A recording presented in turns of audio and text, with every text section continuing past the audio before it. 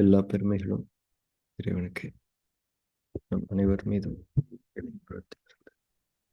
அமைதியும் சமாதானம் நிறைவாக உண்டாகும். நாளை பிரார்த்தனை வசிக்கலாம். அகிலங்களின் இறைவனே, அனைத்து பெருமைகளும் போற்றுதல்களும் உன் ஒருவனுக்கே உரியது. அனைத்தின் ஆதாரமும் நீ, அனைத்தின் தொடக்கமும் நீ, அனைத்தின் முடிவுகளும் உன்னிடமே. உன்னுடைய அருட்கொடையாம் இந்த நாளை உன்னுடைய திருப்பெயரால் நாங்கள் தொடங்குகின்றோம். எங்களது அறிவின் மற்றும் அறியாமையின் தீங்குகளிலிருந்து உன்னிடமே நாங்கள் பாதுகாவல் வேண்டுகின்றோம். எங்களது பெருமை மற்றும் பொறாமையின் தீங்குகளிலிருந்து உன்னிடமே நாங்கள் பாதுகாவல் வேண்டுகின்றோம். உலகத்தின் பொருள் மயக்கங்களும் எங்களது மன இச்சைகளின் கெட்ட நோக்கங்களும் உன்னுடைய பொருத்தத்தை விட்டும் எங்களை விலக்கி விடாமல் இருக்க உன்னிடமே உறுதியாக நாங்கள் பாதுகாவல் வேண்டுகின்றோம். இன்னும் எங்களுடைய தவறுகள் மற்றும் பாவங்களுக்காக உன்னிடமே நாங்கள் மன்னிப்பை வேண்டுகின்றோம். மன்னிப்பவனை எங்களை மன்னிப்பாயாக, நேர் வழியில் எங்களை நிலைத்திருக்க செய்வாயாக. உன்னுடைய அருளை கொண்டும் கருணையை கொண்டும் உன் புறம் இருந்து நற்குணங்களை கொண்டும் ஞானங்களை கொண்டும் என்றென்றும் எங்களை நீ வழி நடத்துவாயாக. நீ எங்களுடன் எப்போதும் இருந்து கொண்டிருப்பதை எங்களை எப்போதும் உணர்ந்திருக்க செய்வாயாக. எங்களது எண்ணங்களிலும் பார்வையிலும் பேச்சுக்களிலும் செயல்களிலும் பொறுமையை கொண்டும் நன்மைகளை கொண்டும் எங்களுக்கு வழிகாட்டுவாயாக. எங்களுக்காக நீ நாடியிருக்கும் நன்மைகளை தவறாது நாங்கள் அடைந்து கொள்ள எங்களுக்கு நீ உதவி செய்வாயாக.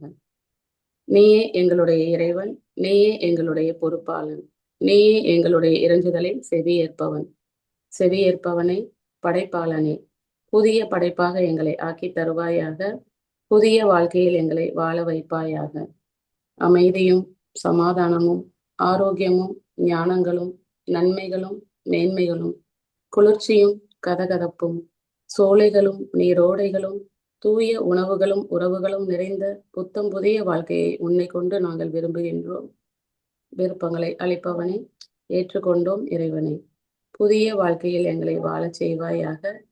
புதிய படைப்பால் எங்களை ஆக்கி தருவாயாக. உன்னுடைய அருட்கொடையாம் இந்த நாளை உன்னுடைய திருப்பெயரால் நாங்கள் தொடங்குகின்றோம். பெருமைகளும் புகழ்களும் உன் ஒருவனுக்கு. கடந்த வகுப்புகளில் நாம் பெருமையை நீக்கிக் கொள்வது குறித்தும் பொறுமையை மேற்கொள்வது குறித்தும் பேசி வருகின்றோம்.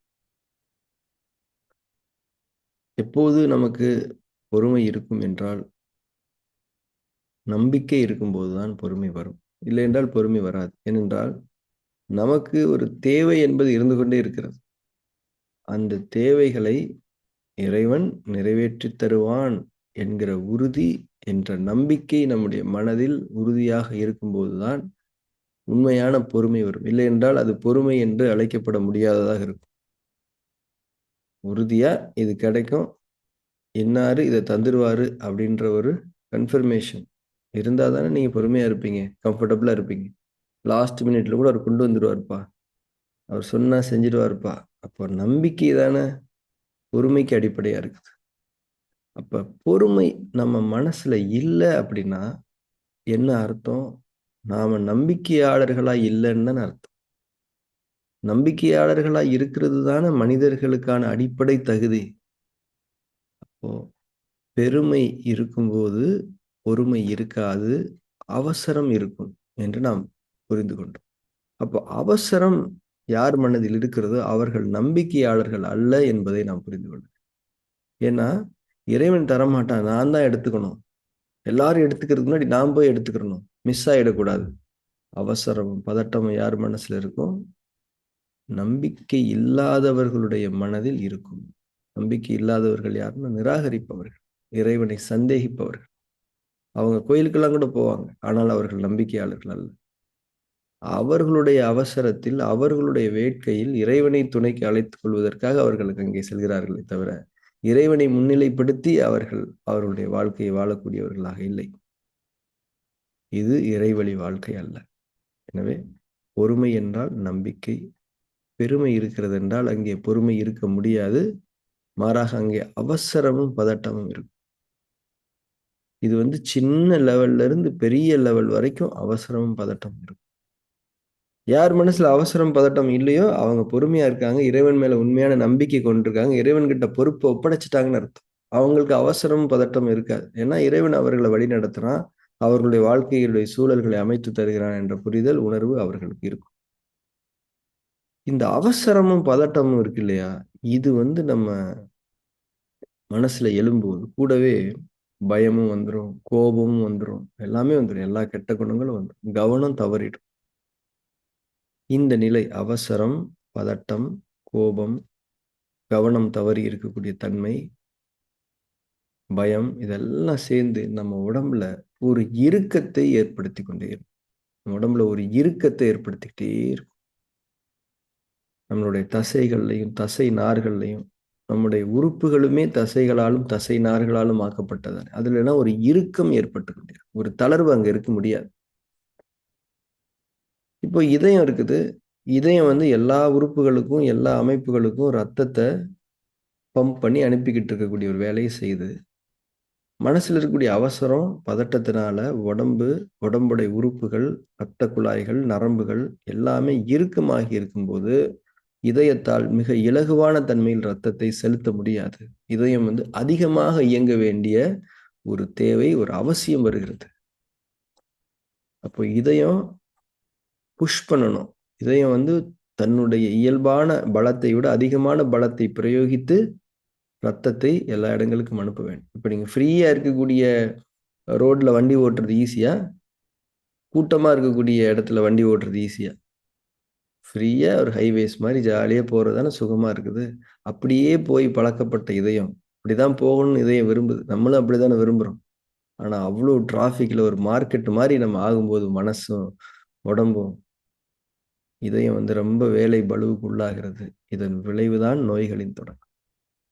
இதயம் எப்போ கஷ்டப்பட்டு தன்னுடைய ரத்த அழுத்த மேலாண்மையை செய்கிறதோ, அது இதயம் மட்டும் கஷ்டப்படல. ஒரு உறுப்பை நிம்மதியா இருக்க விடாது அது. கல்லீரல் கிட்ட இருந்து கொஞ்சம் எனர்ஜியை உறிஞ்சி எடுத்துரும்.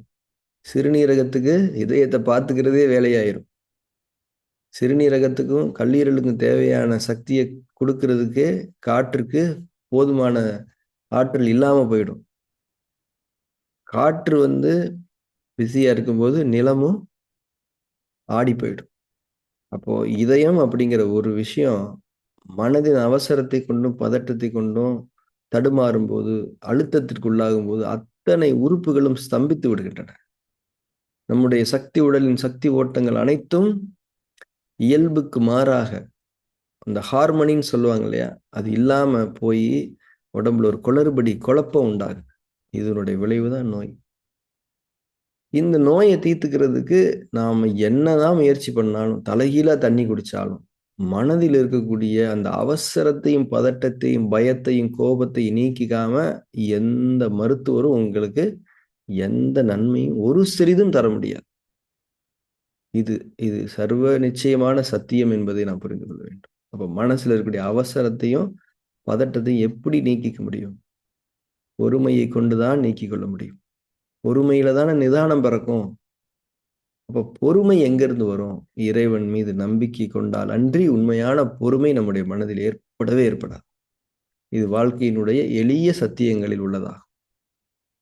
நம்பிக்கையாளர்களுக்கு வாழ்க்கை லேசானது. நிராகரிப்பவர்களுக்கு நிச்சயமாக வாழ்க்கை போராட்டமானது. நாம் நம்பிக்கையாளர்களாகவும் இருக்கலாம், நிராகரிப்பவர்களாகவும் இருக்கலாம். அந்த சுதந்திரத்தை இறைவன் நம்மிடம் கொடுத்திருக்கின்றான். ஆனால் இறைவன் கருணையாளன். சுதந்திரத்தை கொடுத்தவன் நிச்சயமாக நமக்கு வழிகாட்டல்களையும் கொடுத்து கொண்டேதான் இருப்பான். நம்மீது இருக்கக்கூடிய அவனுடைய கருணை என்பது நாம் கற்பனையிலும் நினைத்து பார்க்க முடியாது. இறைவன் அளவற்ற அருளாளன், நிகரில்லாத இரக்கமுடையவன் என்பதை நாம் உணர்ந்து கொள்ள வேண்டும். எனவே எப்போதெல்லாம் நம்முடைய மனதில் அவசரம், ஒரு பதட்டம், கோபம், பயம், நாளைய வாழ்க்கையை நினைத்து ஒரு குழப்பம் இருக்கிறதோ, நாம் நம்பிக்கையாளராக இல்லை, நாம் நம்முடைய நம்பிக்கையின் உறுதியிலிருந்து குலைந்து கொண்டிருக்கின்றோம், தளர்ந்து கொண்டிருக்கின்றோம் என்பதை உணர்ந்து அந்த க்ஷணமே இறைவனே பொறுமையை கொண்டு எனக்கு உதவி செய்வாயாக, என்னுடைய நம்பிக்கையின் பலத்தை அதிகரிப்பாயாக என்ற பிரார்த்தனை உணர்வாக நம்மிடமிருந்து வெளிப்பட்டுவிட வேண்டும். இதுதான் இறைவழி வாழ்க்கையினுடைய மைய கருவாக இருக்கும். எனவே இந்த அழகிய நினைவூட்டலை எப்போதும் நாம் மனதில் கொண்டவர்களாக இருந்து கொண்டிருக்கிறோம். தியான செயல்முறையை நாம் தொடங்கலாம். நாம் அனைவரும் தியானத்துக்கு தயாராகலாம். நம்முடைய கண்களை மூடி புற உலகத்திலிருந்து அக உலகத்திற்குள் நாம் திரும்பிக் கொள்வோம். நமக்கான தனிப்பட்ட உலகம், அக உலகம், இறைவனுடைய அருள்களும் செய்திகளும் நமக்காக நிறைந்திருக்கக்கூடிய அந்த அழகான உலகில் நாம் நுழைந்து கொள்வோம். ஆர்வத்தோடும் விருப்பத்தோடும் அந்த பயணம் தொடங்கட்டும். சமாதானமாக கண்களை முற்றிலுமாக மூடி தியானத்தை தொடங்கும். உடலை அதிஷ்டானாவில் நிலைப்படுத்திக் கொள்ளுங்கள். உடலின் எந்த இடத்திலும் எந்த ஒரு சிறு இறுக்கமும் இருக்கக்கூடாது. முற்றிலும் தளர்வாக இசைவற்ற நிலையில் உங்களை அமர்த்திக் கொள்ளுங்கள். அதிஷ்டானாவின் சுகத்தை உணருங்கள்.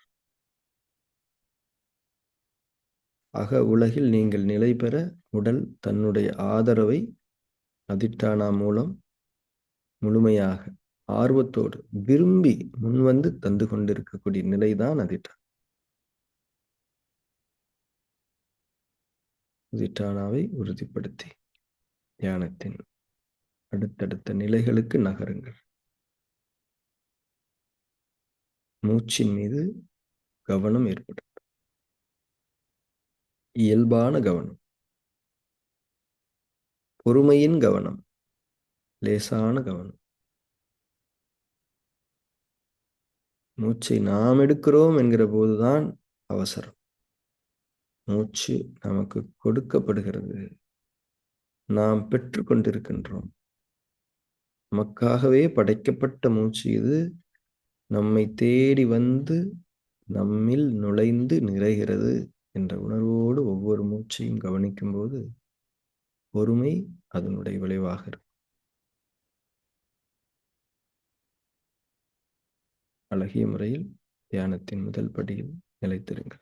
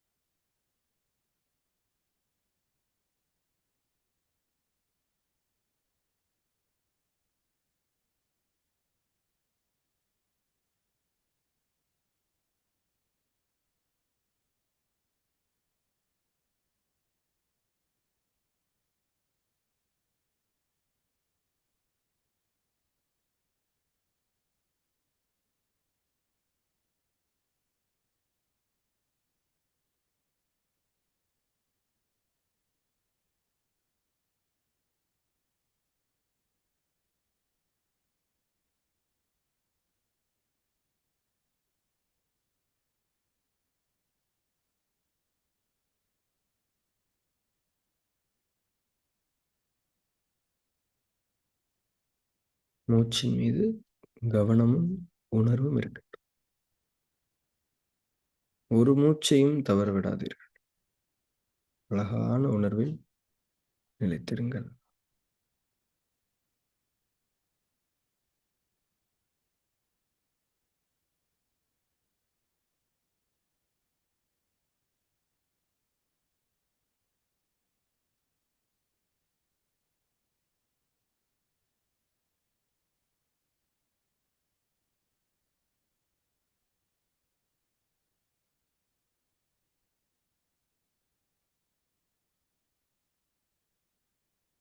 ஃபார்ம் 3 செய்ய தொடங்கலாம். சாட்சி பாவனை என்ற ஒரு நுட்பத்தை செயல்படுத்து. மனம் 2 அடுக்குகளில் இருக்கக்கூடிய கெட்ட பதிவுகள் பலமிழந்து போக வேண்டும். அதற்கான ஒரு நுட்பமே சாட்சி பாவனையாகும். மனதிலும் உடலிலும் எந்த ஒரு நிகழ்வு நடந்தாலும் அது குறித்து எந்த விதமான கருத்தும், ஆதரவும், எதிர்ப்பும், ஈடுபாடும், தீவிர கவனமும் தேவையில்லை. வெறுமனே அவைகளை பார்த்து கொண்டு ஒரு பார்வையாளரை போன்று தளர்வானதொரு கவனத்தில் நிலைத்திருங்கள். மனம் 2 பதிவுகள் அனைத்தும் வெளிப்படும். உடலில் அது பல்வேறு விதமான தாக்கங்களை ஏற்படும். அதன் விளைவே உடலில் ஏற்படக்கூடிய சென்சேஷன்ஸ், ஸ்கின்ல ஏற்படக்கூடிய சென்சேஷன்ஸ். அதை அப்படியே விட்டுவிடுங்க. எண்ணங்களும் எழட்டும், போகட்டும், வரட்டும். தூக்கம் வந்தால் வரட்டும். மூச்சு கவனிக்கப்பட்டால் அதுவும் நிகழட்டும். ஒரு வெறுமை நிலை ஏற்படலாம். அதற்கும் எந்த விதமான கருத்தும், ஆதரவும், எதிர்ப்பும் இல்லை. வெளியில் சப்தங்கள் கேட்கலாம். அதையும் நீங்கள் ஒரு பார்வையாளர் என்ற தன்மையிலேயே அணுகிக் கொள்ளுங்கள். சாட்சி பாவனையில் உறுதியாக நிலை பெற்று தியானத்தை நடத்துங்கள். தூய்மை அடைதல் என்ற செயலின் அடிப்படை நுட்பம் இது.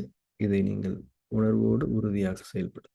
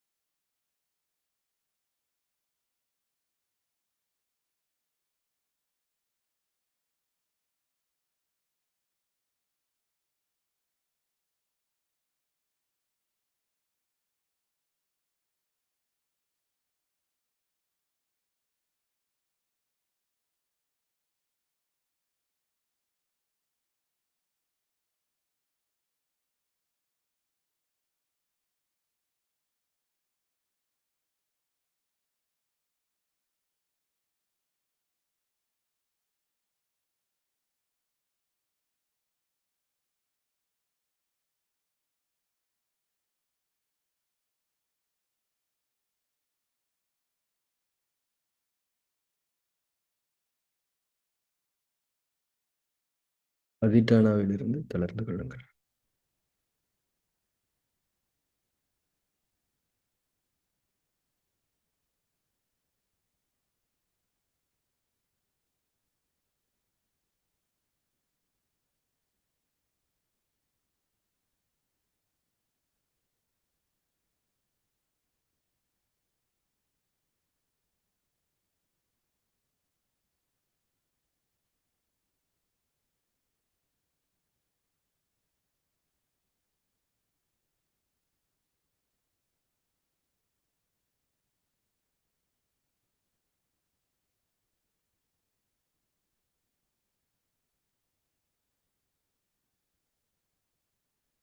நாம் தியானத்தை நிறைவு செய்கிறோம்.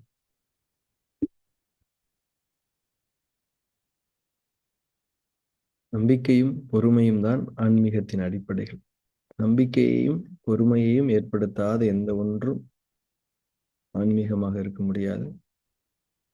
அதற்கான ஈடுபாடுகளை நீங்கள் செய்தாலும் ரிசல்ட் வந்து நம்பிக்கையும் பொறுமையுமா தான் இருக்க முடியும்.